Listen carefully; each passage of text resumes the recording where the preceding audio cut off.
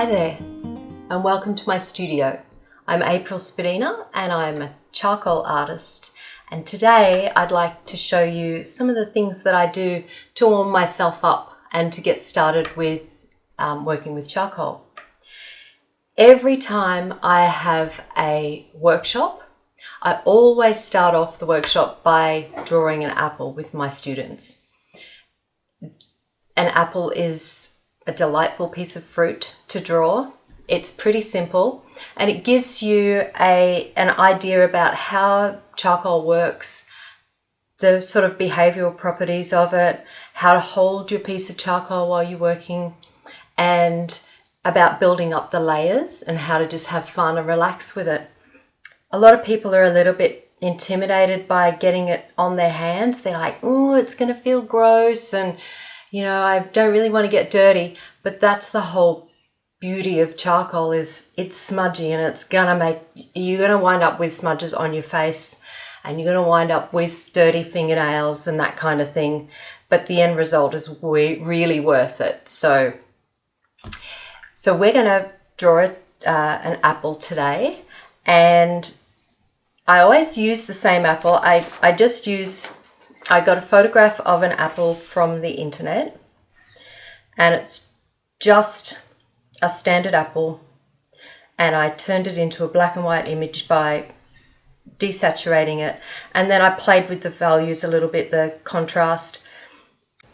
Using an apple or a piece of fruit is a really easy way to teach you about values, and values is your darks, your lights, and your mid-range tones. And so by working with a black and white image, which we're going to be using, because it's easier to see what you're supposed to be drawing with charcoal when you're working from a black and white image, because you're not having to sort of look and try and interpret colour, because your end result is going to be black and white. So we play around with the values so that we wind up with a fairly black area, some fairly light areas, and a fair bit of mid-range. And this teaches you about just how to see those values when you're working and drawing your next picture that you go to do. This apple is a circle, and we all pretty much know how to draw a circle, right? We learn that very early on in our life. So to draw an apple is just basically a big circle with a few dints and things on it. We're going to forget about the leaf for the time being until later on.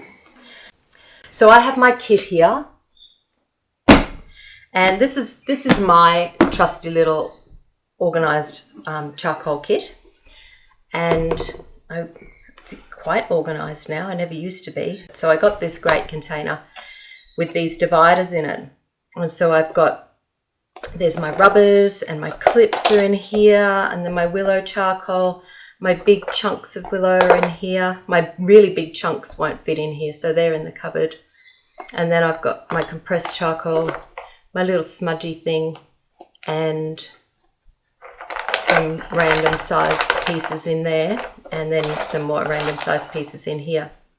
To start off, I always use little chunks about this big, and what you can do is, if you get really big pieces, you can just you can cut it with a Stanley knife, and once you've scored it, then you can snap it and it'll snap where you've scored it, if I can.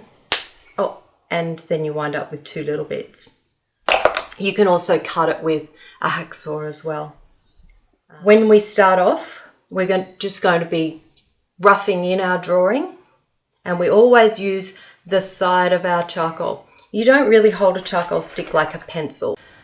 I hold it like that, and I always work with the side of my charcoal to begin with, never the point to begin with. So I get a block, like that size block, and I'm going to work with that size and that size, and then a little skinny one like that. And this is just watercolor sketch pad. It's got a nice texture to it. I prefer to work on painted canvas or painted board. It's a lot more forgiving, and if you make a big mistake, you can paint it out so you can fix your errors. But working on paper, especially soft paper and especially textured paper like this, it has a tooth, which is all the little fibers of the paper that stick up, and that's called a tooth. And when you draw on it or you rub it out, you damage the tooth. So it is harder to remove things from paper once it's on there because it gets into all those fibers. So we'll look at this picture here, and like I said, it's basically just a big circle. So we'll use the side of our charcoal like that, always on the side to begin with, and we're just going to just rough it in like that. There's the start of our apple. How easy was that? The next step is to look at your values. So what we have, and I encourage people to draw on their pieces of their pictures as well. This is just a photocopy of a picture. It's not precious or anything. Draw on it if you need to get yourself to see shapes rather than freaking out and thinking, oh my God, I'm not going to be able to draw an apple. Well, yeah, you can. Break it down into shapes and sections. So we can see the darkest areas in this apple are basically this area here, and this area here is really dark. We're going to forget about the leaf for the time being, and our stick's really dark. Then the lightest areas is this area here and this area around. The rest of it's mainly mid-tone by starting off with really, really heavy pressure, still using your charcoal on the side, and we're going to put in a lot of charcoal in those dark areas here. So we've got, this is the little core piece up here, we've got this here, and you just smudge it on and leave heaps of charcoal behind.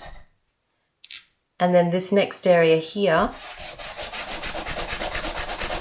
you see all of that dust that's flying out there? That's what you want. Okay. And that's laying on your first layer of charcoal. So you can see we've left this light part around here, and that's that light part around there. Then we've got this light part here still left, and we've got all the rest of the midtones. We're going to use our finger pads. It's this part of your finger pads. It's not your fingertips because you don't want to scratch your paper with your fingernails. It's not the palm of your hand because you don't want to wind up with just this great big smudge. It's the pads of your fingers. And we're going to pretend that these pads of our fingers are our paintbrushes, and this charcoal that we've just laid on here is your palette. So basically this is your paint, these are your brushes, and you're going to pick up the paint with your finger pads and move it around to the rest of your drawing. And this is where it gets fun. Because an apple's not a flat object, it's curved, you want to create a curve. If you just go backwards and forwards, you're going to create a very flat block. Like basically this is a flat block here. If I smudge it backwards and forwards, it's going to create like this big flat section on the front of your apple, which you don't want. So if you look at an apple and it's curved, that's the way you want to rub your charcoal around, in a curve, to create that illusion of it being a round object. So we're going to smudge this up into this area here, which is our mid-tone area. And we'll smudge it around here and a little bit in here, and loosen those edges up just by adding some pressure to it. And you can sort of cross hatch. The way you move your fingers can be in more of a cross hatch area. Doesn't matter if you go outside the lines at this point, because that adds to the character of your drawing. And then we're going to create that dip of the top of the apple here by doing the same. We're just going to smudge that up like that to create that little dip. Pretty much what you've just created here is a whole grey mid-tone area. You've pushed away that black, that heavy pressured charcoal that you laid on earlier. You've pushed that away and that's become a mid-tone area now. So we want to get that back, and this is where we build our layers up by spraying it with our spray fixative. Now this is spray fixative, it's an artist quality spray fixative, and what that does is it sets all of your particles of charcoal. You can use it with things like pastel and pencil drawings and that kind of thing as well. And it fixes it, it binds it all together and glues it into place so it won't smudge. The thing with it is that once it's bound into place, you can't remove it. So you can't use your rubber to take it away anymore. So if you need to rub any sections out, now is the time to do it. And you can just use a normal rubber. You can get black rubbers, you can get smudge, kneadable erasers, you can get electric erasers which spin around really fast. You get erasers on little pencils with the razor sticking out the end of it for more finer work. I just use standard erasers for pencils, and they wind up all black like that because they wind up just getting covered in charcoal. But you can cut, you can cut those edges off and clean them up if you want to. I rub them on the side of my jeans. It's a little bit naughty, but I clean them up on the side of my jeans like that. And so I always wind up with this big black patch on the side of my pants that I'm wearing. And jeans are really good for it because they're coarse and they clean it up really nicely. But you can use a rubber to create some nice, interesting textures in your art. You can cut away pieces like this.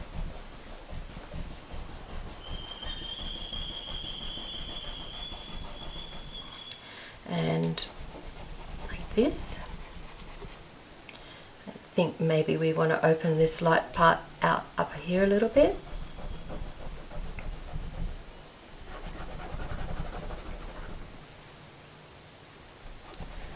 And before we go any further, see how that kind of creates this nice, interesting. You can create the illusion of curve as well by bringing it around, bringing your rubber around like that.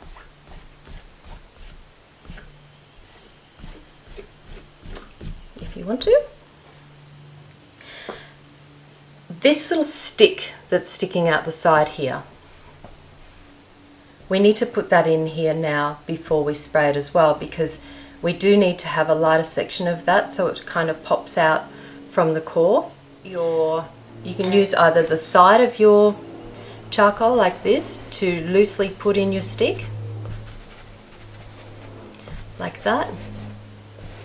And we know that the light source is coming from this direction. It's really strong. So this side of the stick is going to be lit by the light hitting the side of it. So if we just take our rubber or our eraser and just run it along the side of the stick like that, it kind of makes it pop out from the background and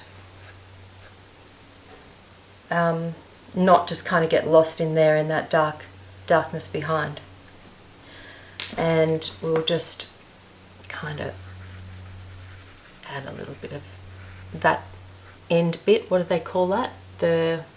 I guess it's the stump of the stick. The stump of the stick. So you don't have to be too detailed at this point. This is all just about, this is the first layer, so there's no details in this section here. If you did want to put your apple in, you can take that weight. You can use your fingers also as a rubber to a certain degree. You can pull out, because of the oils on your hands though, you have to be careful how much you really do touch your art, because the oils on your hands, make sure you wash your hands before you start, because any oils or grease that you have that naturally occurs on your hands, they will wind up on your paper, and then it can sometimes be hard to remove it. You have to clean it up before you spray it. If you wind up with a whole bunch of fingerprints all over your paper and then you spray it, you set those fingerprints in, and it doesn't look great. So you can clean up the edge of your paper with your rubber or your eraser. With your eraser. And this little leaf here, we're not going to do your standard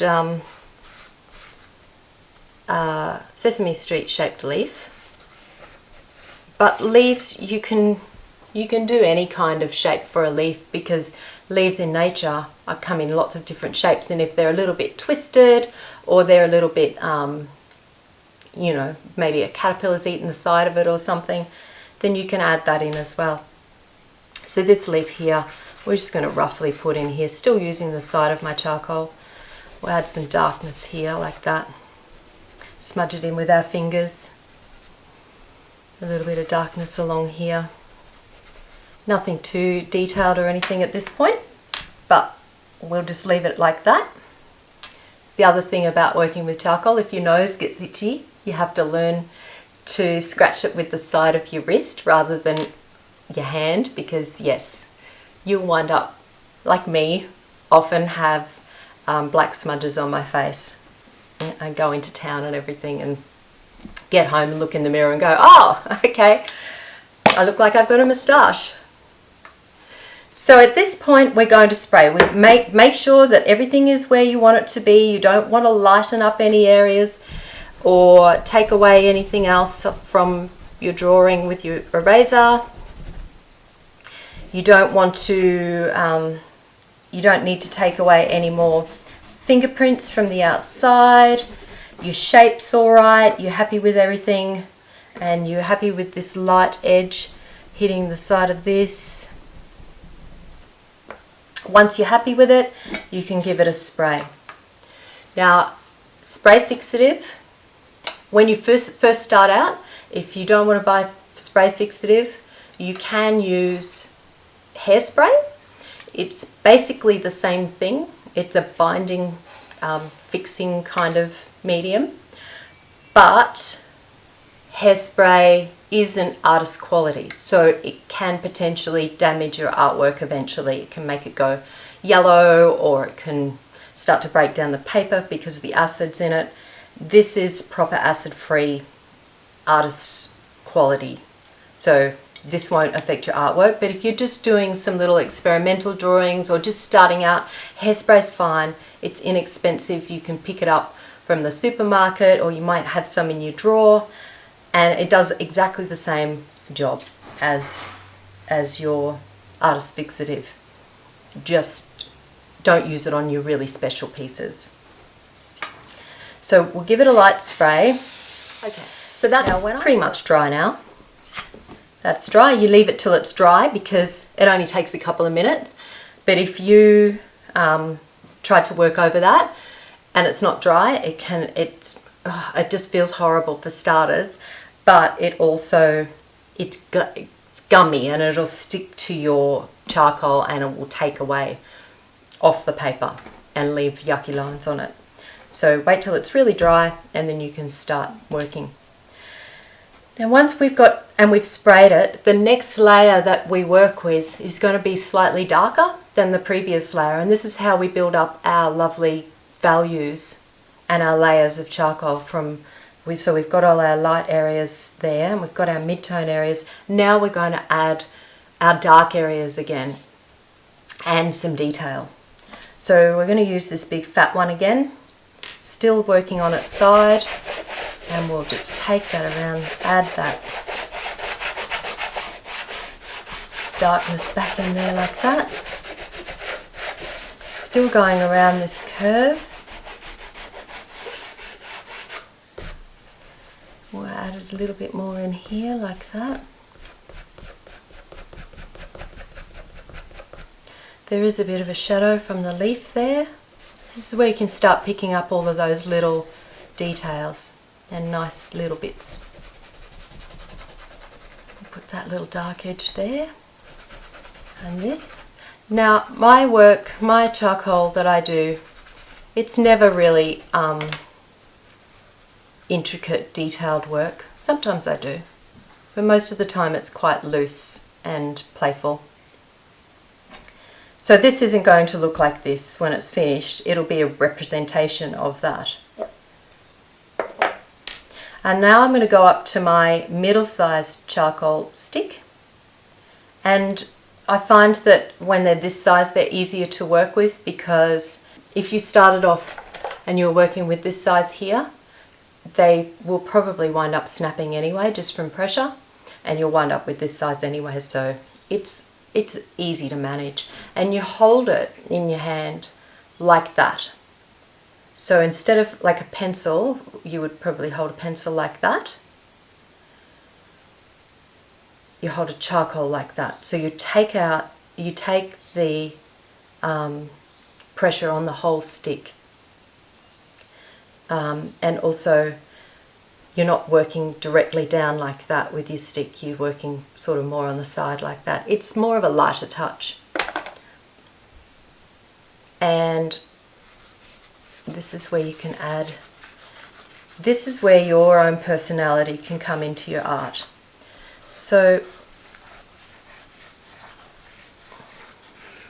also the other thing about drawing is if you can do a beautiful arc like that with your hand, which is its natural arc, but you can't do it that way like that because you're pushing against the natural curve of your hand, just turn your picture around. There's no rules that say that you can't turn your picture around.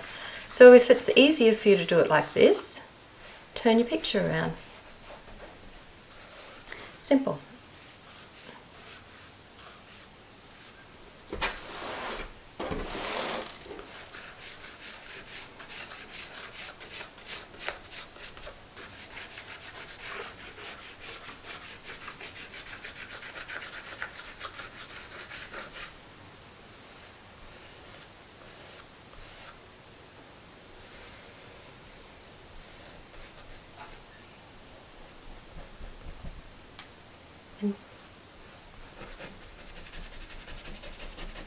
You can do little scumbly lines, little scribbles. I love the little scribbles in charcoal that create this lovely, this apple's a little bit squat. So the beauty of charcoal is that you can fix that just by reworking it a little bit.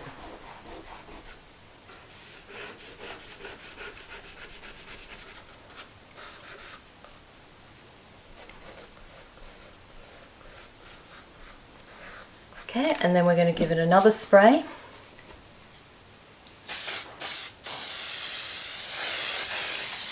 And you'll see when this dries, the next layer that we put on it is going to be even darker than this layer here. And that'll be our last layer because it's pretty much finished at this point. And if you want, you can add a little bit of a shadow under there. We know that the light's coming from here, so there's going to be shadow behind it. And all you really need to do is a bit of a suggestion of a shadow so that it doesn't look like it's floating in the air. But I like that. So it's up to you if you want to do that. And then you can add your little texture in there with your eraser.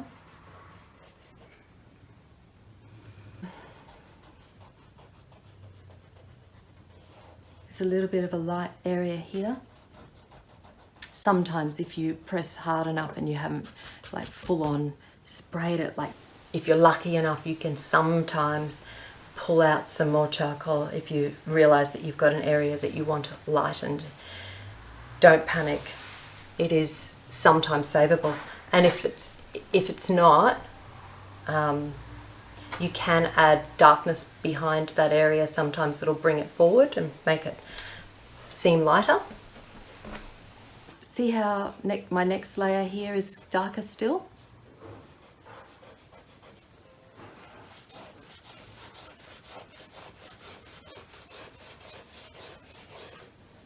Fix that bottom up a bit there.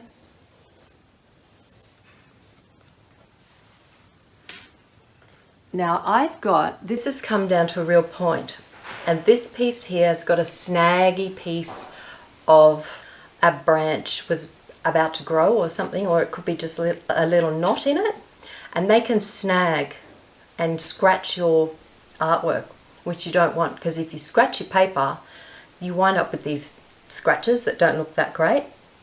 So if you're drawing and you feel that there's a scratchy piece in there, just snap it off like that, and then you'll wind up and you can just chuck that away. We're just going to add a little bit more to this little leaf, like that.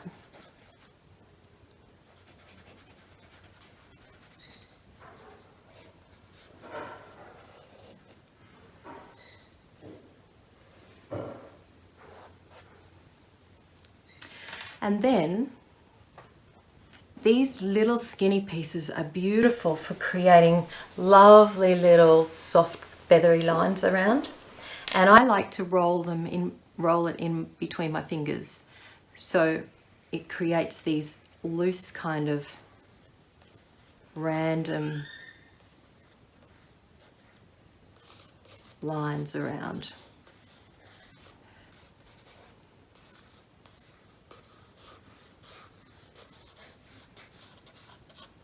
And adds to the kind of more organic nature of charcoal.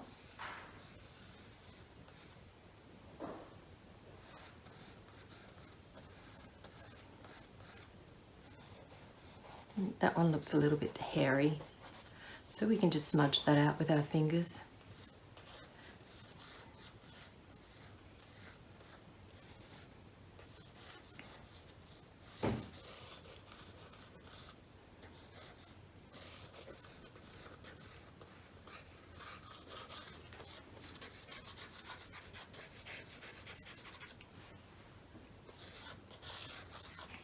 And that's about it.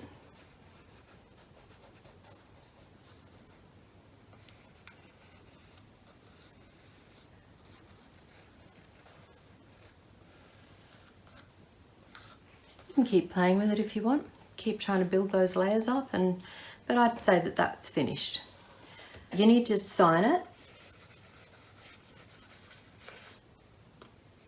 and date it, so you can look back and go, wow, that's what I did in 2020 and look what I'm doing now. Give it one last spray, and there you have it. We'll get rid of all that stuff off there. Oops.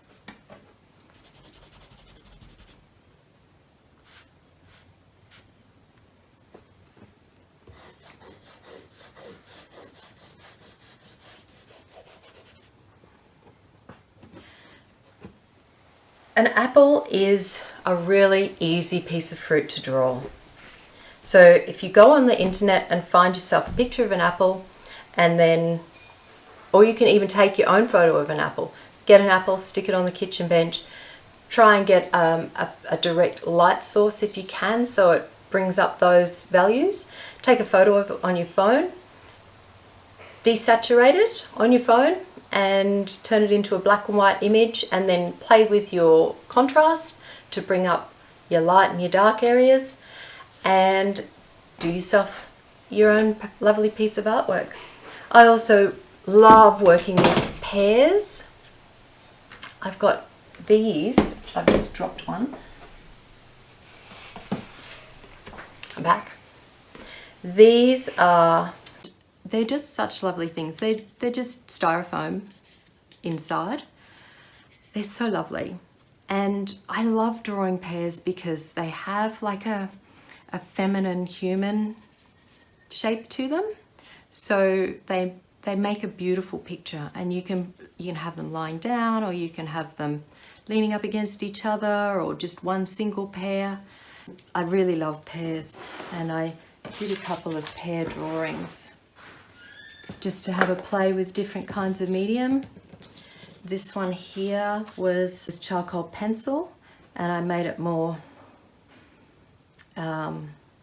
what's the word?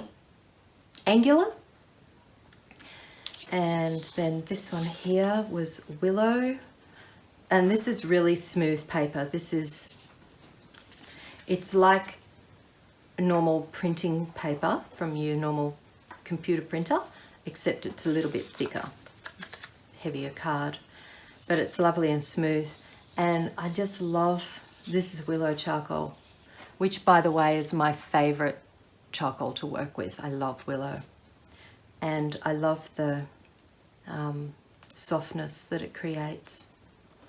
And then this was coloured using the Derwent coloured charcoal blocks, and that was fun. It's a lot looser.